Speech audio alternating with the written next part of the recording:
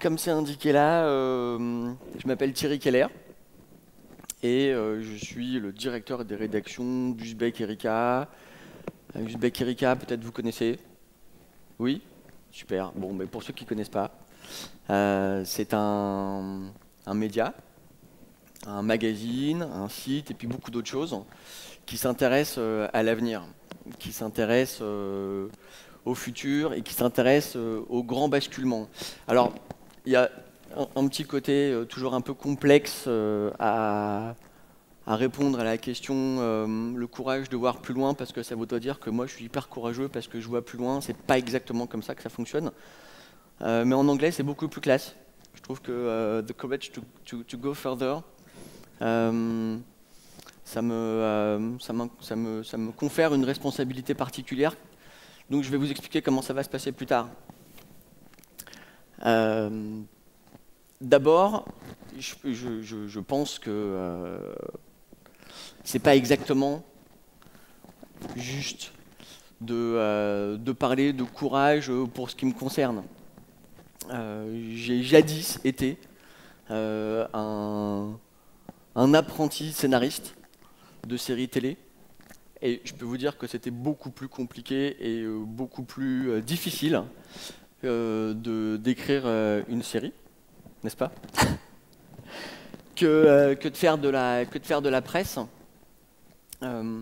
Uzbek Erika, c'est un magazine qui cherche à être optimiste. Et je pense que c'est un peu ça mon point.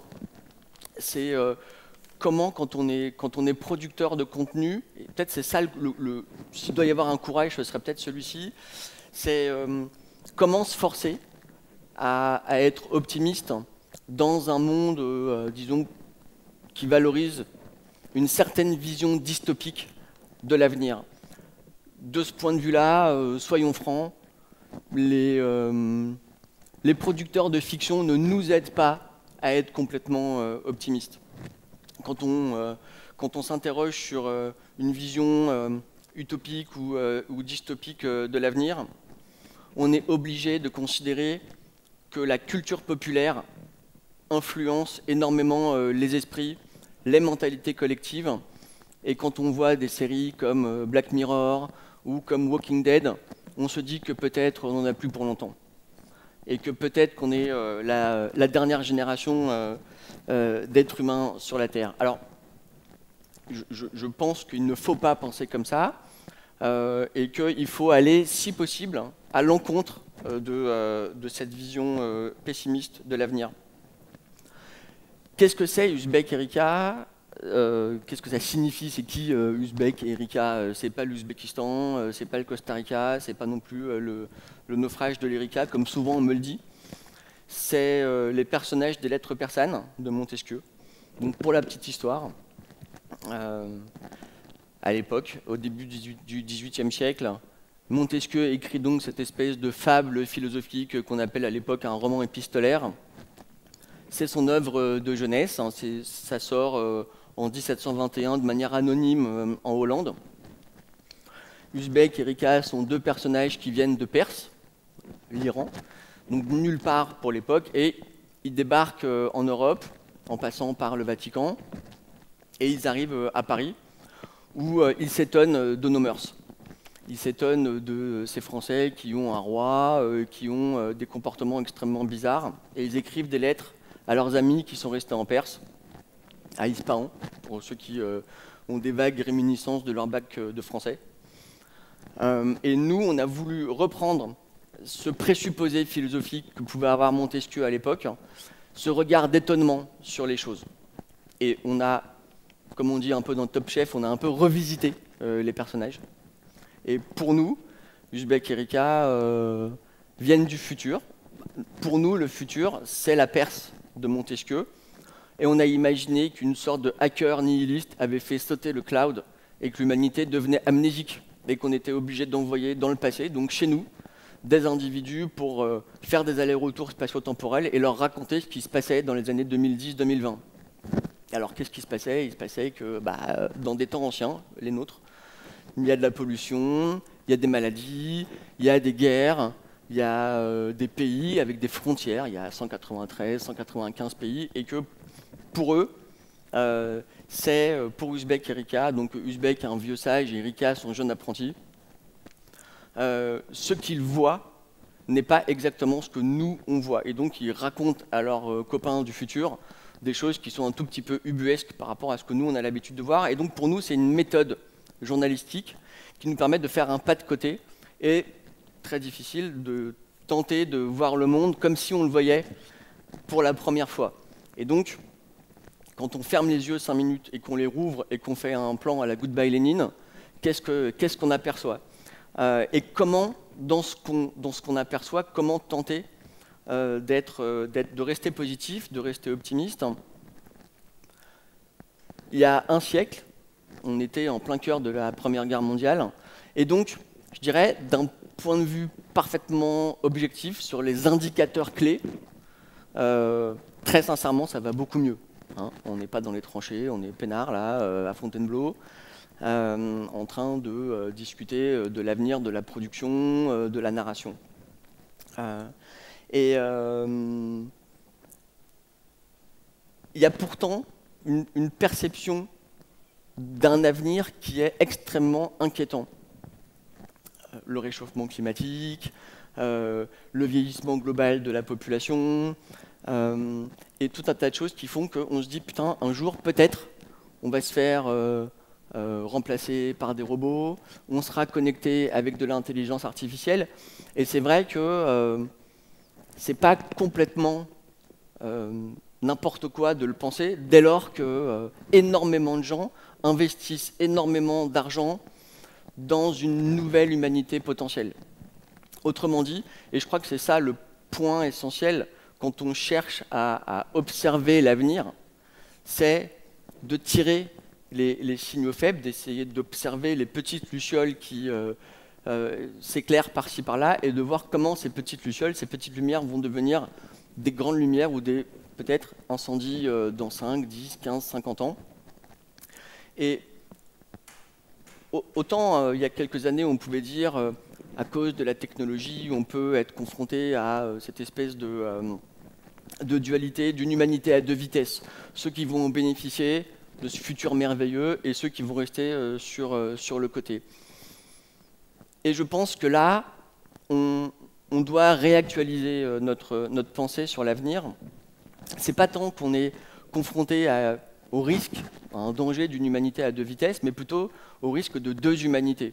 Il y a un savant assez sérieux, un Britannique qui s'appelle Kevin Warwick.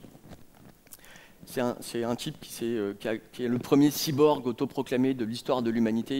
Il est pucé de partout. Il a même, pour la petite histoire, il a collé une puce dans le cerveau de sa femme et dans le sien, et il est supposé discuter avec elle de manière parfaitement télépathique. Et Kevin Warwick a dit un jour que ceux qui refuseront de s'augmenter seront comme une sous-espèce et seront considérés comme les chimpanzés du futur.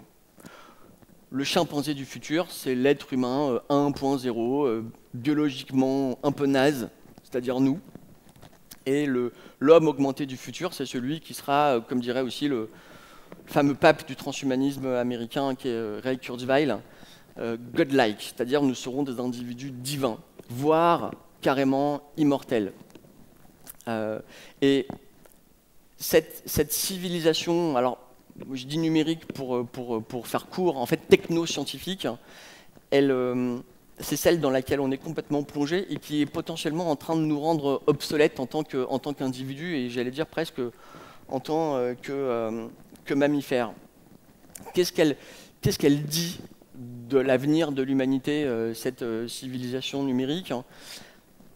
Uzbek Erika est né en 2010. Ça fait maintenant 7 ans qu'on a une sorte de poste d'observation sur les grands basculements qui sont à l'œuvre. Et on peut, de notre point de vue, détacher deux grandes tendances. La première tendance, c'est que, précisément, tout devient possible. on est à l'aube de quelque chose d'assez hallucinant où on va pouvoir terraformer Mars. Elon Musk est en train de préparer tout ça. Où potentiellement on peut fusionner avec la machine. C'est ce que les transhumanistes appellent la fameuse singularité. Aux alentours de 2045-2050, potentiellement, il y aura fusion entre les puces électroniques et les neurones. Et donc là, on est face à quelque chose de parfaitement vertigineux. Et très franchement, je comprends que la fiction puisse reprendre à son compte les codes de ce potentiel vertige de l'humanité. 2012, Interstellar, et le jour d'après. Potentiellement, on est les derniers êtres humains à vivre sur la Terre. Il va falloir qu'on se barre de là pour aller fonder une nouvelle civilisation. Donc, premier socle de cette civilisation numérique, c'est que vraiment, tout devient possible. Et c'est plus seulement des espèces de gourous à la mort moelle-neu qui nous expliquent que tout va changer demain. Ce que pouvait incarner un mec comme Paco Rabanne il y a une vingtaine d'années. Vous vous souvenez quand il avait dit un jour une astéroïde va percuter la Terre et on sera tous morts. D'ailleurs, quand on lui a fait remarquer que pas du tout, aucune astéroïde n'avait percuté la Terre et qu'on était encore vivant, le mec a répondu bah oui, heureusement, c'est moi qui vous ai prévenu. Et le deuxième socle, et je crois que ça doit nous intéresser en tant que producteur de contenu. J'aime pas trop dire ça parce que moi j'aime bien quand même garder le concept un peu snob d'être un journaliste. Mais bon, mettons que je suis un producteur de contenu. C'est que dans cette nouvelle civilisation, le cœur de la société est profondément grignoté par les marges. Autrement dit, là où jadis il y avait un centre névralgique de distribution de l'information qui irradiait l'ensemble de la société, aujourd'hui, c'est pas que le cœur a disparu, mais c'est que le cœur est en train de disparaître au profit d'une succession de mondes parallèles et potentiellement d'inframondes qui sont en train de percuter le cœur de la superstructure. Un exemple, tout con, Facebook n'existe pas, il n'y a pas un Facebook. Chacun a sa propre timeline, chacun a sa propre vision, a son propre Facebook qui apparaît sur son écran, sur son mobile. Et je crois que là, ça en dit extrêmement long sur dans quel monde on est en train d'arriver. Alors ça a été un petit peu caricaturé au moment de l'élection de Trump par le fameux concept de bulle de filtre, et donc par extension de fake news. Mais c'est que la vérité elle-même est en crise. Alors, c'est sans doute une très bonne nouvelle. C'est une très bonne nouvelle parce qu'on n'a plus de sachants qui distillent leur savoir et la bonne parole à une humanité, disons, de récepteurs qui approuveraient comme ça, bêtement, mais qu'on a une multitude de diffusions de messages. Et en tant que journaliste, c'est extrêmement impactant. On finit par se dire « Ah bah il faut que je gère ma propre communauté ». Moi, quand j'étais plus jeune, la communauté était liée au concept de communautarisme. Chacun vivant séparément les uns les autres, et si on doit faire une toute petite jonction avec le concept de série télé, c'est typiquement la petite maison dans la prairie. On construit sa propre micro-société parallèle à la société officielle, à tel point d'ailleurs qu'il n'y a plus de société officielle, et qu'on est obligé d'arroser sa petite niche, sa petite communauté. Le concept de star mondiale est en très nette déperdition. Le concept de message est en lui-même en très nette déperdition. Et donc on est là les uns à côté des autres et on essaie de faire en sorte de refaire société, comme les sociologues peuvent le dire. Et c'est extrêmement difficile de refaire société dès lors qu'on vit dans des espèces de cyberespaces différents, de mondes spatio-temporels différents, où on peut vivre à la même époque, mais pas dans les mêmes mondes. Alors, je le disais, un, tout devient possible, deux, ce cœur qui est percuté, alors je vais le dire parce que comme ça ce sera fait disrupter par les marges. Qu'est-ce qu'on peut en tirer comme conclusion? Moi, en tant que journaliste, tel dirigeant politique, en tant que censé incarner une certaine forme de volonté populaire, le dirigeant d'entreprise, le président d'association, la chaîne de télé, bref, tout le monde. Qu'est-ce qu'on peut en tirer? Et moi, je pense que on ne doit pas se laisser griser par la dystopie. Le terme dystopie étant l'opposé de l'utopie. Souvent, quand je discute avec des étudiants en journalisme ou quand ça m'arrive de pouvoir intervenir dans des entreprises, je prends l'exemple d'un mec que j'adore, qui est le personnage de Hervé du Crédit Mutuel. Je ne sais pas si vous connaissez Hervé du Crédit Mutuel. Non, parce que vous ne regardez pas la télé, forcément. Hein. La saga du Crédit Mutuel met en scène Hervé, qui est un vieux schnock, qui supporte pas que sa banque fasse de la téléphonie mobile, qui ne supporte pas que ses enfants soient des sociétaires mutualistes qui aillent voter lors d'assemblées générales. D'ailleurs, sa femme le lui fait remarquer dans un des épisodes. Elle lui dit ah ben, il ferait bien d'y avoir un peu plus de démocratie à la maison. Et Hervé finit par parler à son chien. Donc, si vous passez un jour devant un... Je suis moi-même pas au Crédit Mutuel, hein, donc je n'ai pas de part dans cette affaire. Mais si un jour vous passez devant une agence Crédit Mutuel, vous verrez le fameux Hervé, qui est par ailleurs un acteur assez célèbre de la comédie française, m'a-t-on dit, et qui est devenu soudainement célèbre grâce à cette saga publicitaire, sur des affiches, parler à son clébard. Bon. Je pense qu'il faut faire attention à ne pas tous être des Hervé. Et pourtant, on a cette espèce de part de schizophrénie qui est en nous. Une part de nous pense que c'était mieux avant. Une part de nous pense qu'on va se faire bouffer par les Chinois, par les robots, par les intelligences artificielles, et on finit par être des espèces de Michael London dans La petite maison dans la prairie, où on finit par être les personnages de Walking Dead qui se barricadent autour du concept des fameux 3G, Gold parce qu'il faut avoir de l'or comme matière première, Gate parce qu'il faut une porte qui nous protège des agressions de l'extérieur, et évidemment le troisième G étant Gun pour se protéger aussi de la figure du zombie, et ce zombie pouvant être aussi bien un robot qu'un migrant. Hein.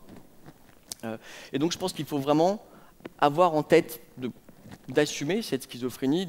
Une partie de nous regrette le doux temps de l'enfance, le doux temps où les choses étaient simples, où on pouvait mourir dans le même monde que celui dans lequel nous étions nés, mais ça, ok, c'est terminé. Et donc, il faut pouvoir prendre en considération, et c'est ça, moi, le courage, s'il devait y en avoir un, en tout cas celui que je valorise, c'est le courage non pas de voir loin, mais une certaine forme de comportement normatif, de courage, de savoir rester optimiste. Pas parce que c'est mieux d'être optimiste, parce que ce serait plus rentable, ou parce que ce serait une posture d'esprit, mais avoir une sorte, je dirais, d'optimisme, d'action. Pourquoi, pour conclure, rester optimiste? Parce que je pense que malgré tout, cette civilisation numérique qui est en train de s'étaler sous nos yeux, y compris de manière vertigineuse, elle est en train d'abattre les cartes, et elle est en train d'abattre une certaine forme de patriarcat.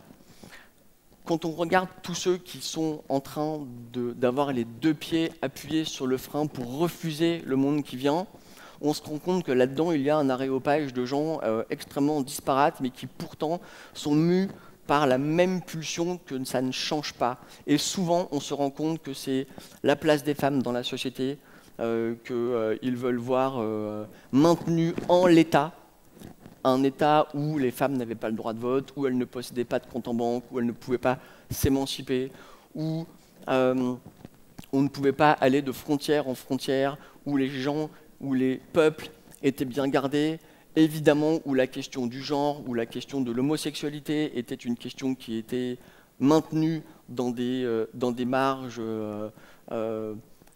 tenues à l'écart de la société. Et donc je pense que notre rôle peut-être à chacun, c'est de faire en sorte d'accélérer la chute de ce patriarcat.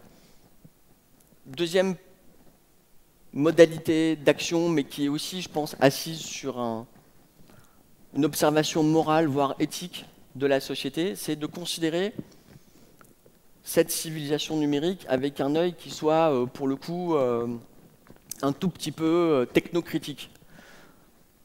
Souvent, là encore, je prends un exemple issu de la fiction, j'aime bien utiliser une sorte de philosophe contemporain qui s'appelle James Bond, car James Bond détient un truc hallucinant qui s'appelle le double zéro, c'est-à-dire son permis de tuer. Il peut l'utiliser ou il peut ne pas l'utiliser. C'est son libre arbitre qui est en cause. Et dans un monde qui est de plus en plus gouverné par la machine, par l'algorithme, y compris par les algorithmes de recommandation dans le secteur de l'entertainment, je pense qu'il faut savoir profondément conserver son libre arbitre. Et dans le dernier James Bond sorti en date, Spectre, on voit bien qu'il y a un affrontement entre le vieil espion à l'ancienne qui utilise des méthodes, certes un peu avec des gadgets, mais qui est quand même en train de se servir de son cerveau pour lutter contre le crime, et qui est confronté à l'espèce de petit con issu du MI5 qui, lui, ne jure que par la data. De ce point de vue-là, on a aussi une jonction avec un truc à la Minority Report et avec le fait de pouvoir tout prédire via les systèmes de prédiction algorithmique. Et ça, je crois que c'est la deuxième chose dont il faut se garder, c'est sous prétexte que ça va être super cool l'avenir, de se laisser complètement manipuler et de mettre notre libre arbitre entre les mains de la machine. Il faut savoir ouvrir le capot de cette fameuse civilisation numérique, de savoir désosser son mobile, désosser son ordinateur, même quand on n'est pas, comme moi, un geek ou un développeur ou un féru d'informatique, d'essayer de comprendre les soubassements de cette civilisation numérique. Et puis, je crois qu'il y a, de notre point de vue, là encore, de producteur de contenu, quelque chose qui doit nous tenir droit un peu comme un tuteur. C'est de faire confiance à sa ligne éditoriale. Parfois, quand on a des débats sur l'avenir du journalisme, auxquels souvent, nous, en tant que journalistes, on peut être conviés, on nous dit, mais alors comment vous faites avec Facebook, avec Twitter, avec les blogueurs, avec les nouveaux acteurs type Snap. Moi, je pense, et ma réponse, elle est peut-être un tout petit peu réac pour le coup, et c'est un peu la part de Hervé que je peux avoir dans mon cerveau gauche, c'est de dire que il faut faire confiance à sa ligne. Autrement dit, presque, je dirais, à la politique de l'offre. Peu importe le support. Je veux dire, il ne faut pas se laisser berner par le fait qu'on est dans du cross ou transcanal et qu'il faut pouvoir toucher les nouvelles générations avec des contenus un peu moins denses intellectuellement ou un peu plus faciles ou parce qu'il faut mettre un peu plus de vidéos LOL et si tu mets un LOL 4 par-ci et je sais pas quoi par-là, alors tu vas t'en sortir. Par exemple, nous, chez Uzbek Erika, on se rend compte que quand on publie des longues grids sur notre site le week-end, on a des temps de lecture sur le site qui sont en valeur absolue un peu déprimants, 7 à 10 minutes, mais pour un presque pure player, parce qu'on a quand même, comme je vous le disais, je suis un peu snob, et donc on a quand même gardé notre magazine papier trimestriel, mais on a des taux de rebond qui sont assez satisfaisants et des temps de lecture qui sont là aussi assez satisfaisants. Et donc on se rend compte que finalement, quand on met beaucoup de soi, quand on met du temps à écrire des choses, je ne sais pas à moi de dire si c'est de la qualité, c'est forcément à notre fameuse audience, à notre fameux lectorat de nous le dire, mais que on ne doit pas toujours courir après l'audience. Et souvent, on peut être influencé par des gens qui vont nous dire que bah, si, puisque vous êtes un média, alors vous devez aller là, vous devez aller là, vous devez là. Et puis finalement, tout le monde y va un peu de manière panurgique, en se disant l'avenir c'est.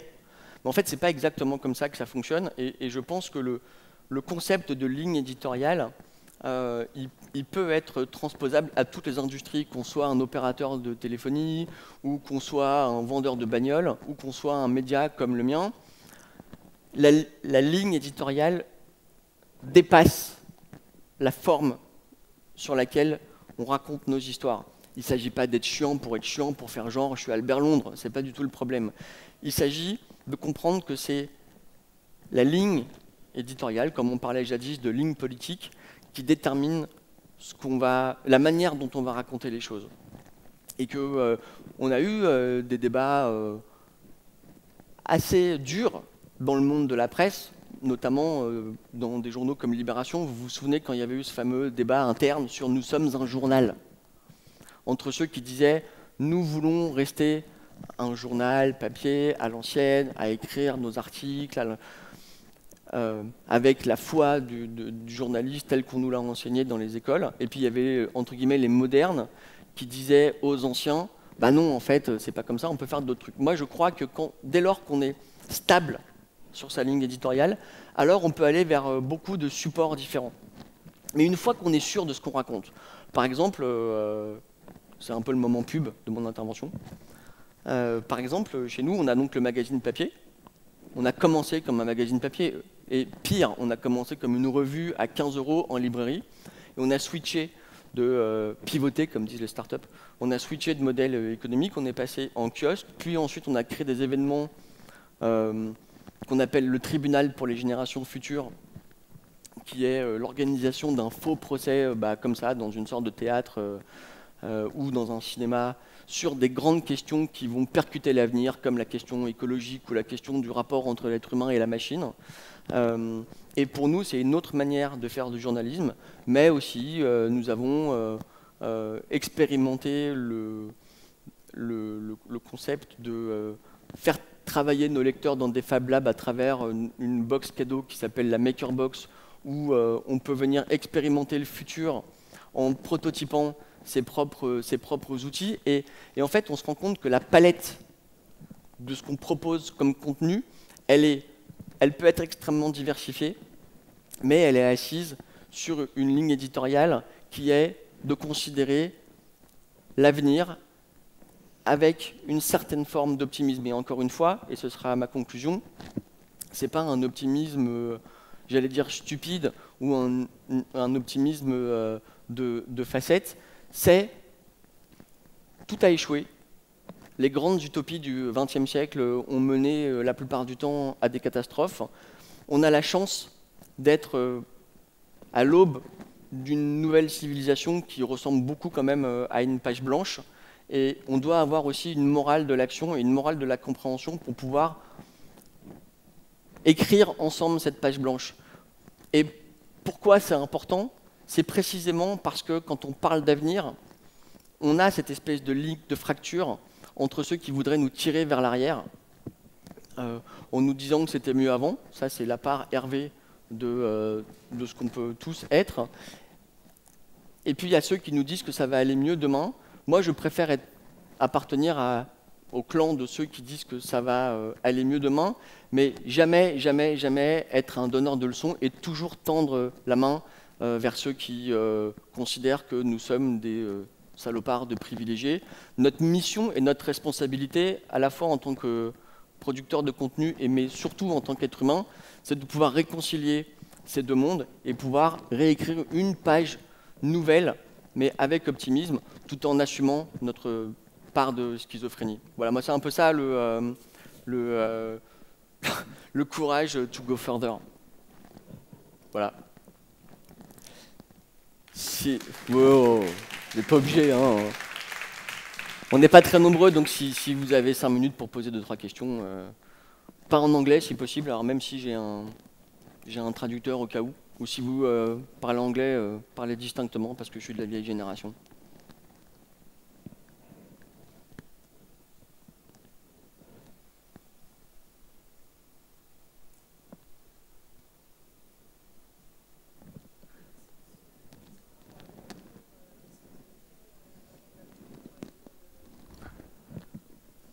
J'ai fait de la politique.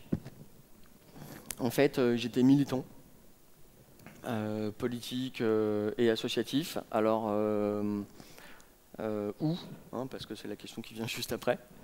J'étais plutôt de gauche. Quand j'étais jeune, forcément, on est de gauche. J'ai beaucoup travaillé avec Malek Bouti, à SOS Racisme. Et j'ai découvert le monde de la presse en travaillant à SOS Racisme parce qu'à l'époque, il y avait un petit journal qui s'appelait Pot à Pot et qui était un journal dédié au quartier et aux cultures urbaines. Et pendant très longtemps, j'ai été trésorier de cette association. Je me suis occupé de l'argent et ça m'a vraiment gavé. Et donc j'ai demandé à être muté. Et on m'a dit, bah tiens, puisque tu en as marre des chiffres et que tu t'intéresses aux lettres, t'as qu'à t'occuper de ce canard. Et là, j'ai kiffé. J'ai kiffé être rédacteur en chef d'une petite feuille de chou où il fallait trouver des interviewés, où il fallait créer son journal, travailler en équipe. Et c'est comme ça que j'ai découvert une certaine forme de vocation. Et puis, comme j'aimais beaucoup la politique et que j'aimais beaucoup À la Maison Blanche, avec un de mes potes, on a proposé à notre ami Fabrice, qui est là, une série politique qui en fait racontait ce que nous on avait vu en politique. Et puis cette série est devenue, je me permets, hein, cette série était honnêtement pas satisfaisante, faut être honnête. Mais lui, mon co-auteur, a continué, donc c'est lui qui a fait Baron Noir, enfin qui a co-écrit Baron Noir, et moi je suis retourné à mes premières amours qui étaient de faire de la presse. Et donc le premier numéro d'Uzbek Erika date de 2010. Et ce qui est assez étonnant, c'est qu'à l'époque, comme je vous le disais, on était en librairie sur un format qu'on appelle MOOC, hein, la contraction de magazine et book. On pensait que comme 21, la revue 21 avait bien marché, on pouvait nous aussi bien marcher, puis en fait on s'est planté. Et en plus de ça, on est sorti le même jour que l'iPad, que le premier iPad, en juin 2010. Quand on a compris qu'on avait un lectorat qui était un peu plus jeune, un peu plus féru d'innovation et donc un peu moins fortuné, on a cassé notre modèle de snobinard de librairie et on est passé en kiosque.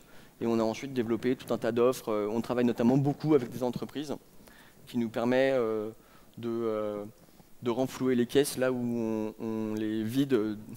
En fait, on a une partie non rentable qui est de faire de la presse et une partie rentable qui est de travailler avec les marques sur le concept de prospective et d'innovation. Et on s'en sort assez correctement aujourd'hui. Mais mon parcours est plutôt un parcours de sciences politiques et d'engagement militant. Voilà. J'ai connu Mélenchon quand il portait des cravates, par exemple. Et pour la petite histoire, parce que quand même je ne peux pas m'empêcher, pour la petite histoire, je me suis présenté à des élections cantonales il y a hyper longtemps dans un bled paumé en Alsace. Et c'est Mélenchon qui m'a fait ma campagne. Et il m'a dit, tu dois toujours porter une cravate parce qu'il faut respecter les ouvriers. Voilà. Et depuis, il a un peu mal tourné puisqu'il n'appelle pas à voter pour un démocrate au deuxième tour. J'en profite.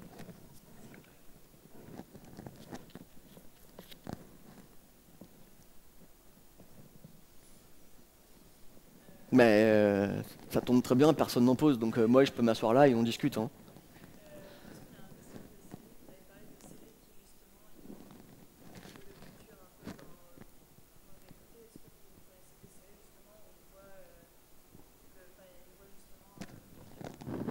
Non.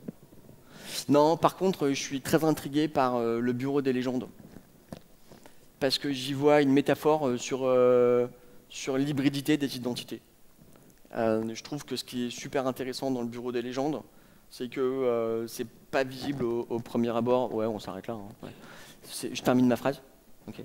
Ce qui n'est pas visible au premier abord dans le Bureau des légendes, c'est que je trouve que c'est une mise en abîme de notre condition identitaire contemporaine. Ça se la pète un peu de dire ça, mais c'est ça que je pense profondément. Et que, par exemple, ma fille qui a 11 ans, elle a 3 comptes Instagram. Elle a un compte officiel, elle a un compte danse et un compte design. Et d'une certaine manière, elle s'invente elle-même ses propres légendes. Et je trouve que quand on regarde cette série, on comprend mieux qu'est-ce qui est en train d'être à l'œuvre du point de vue de notre vie numérique. Même si c'est, je crois pas, l'objet initial de la série. Bon, merci à tous. Si vous voulez boire un verre, je suis là. Ciao.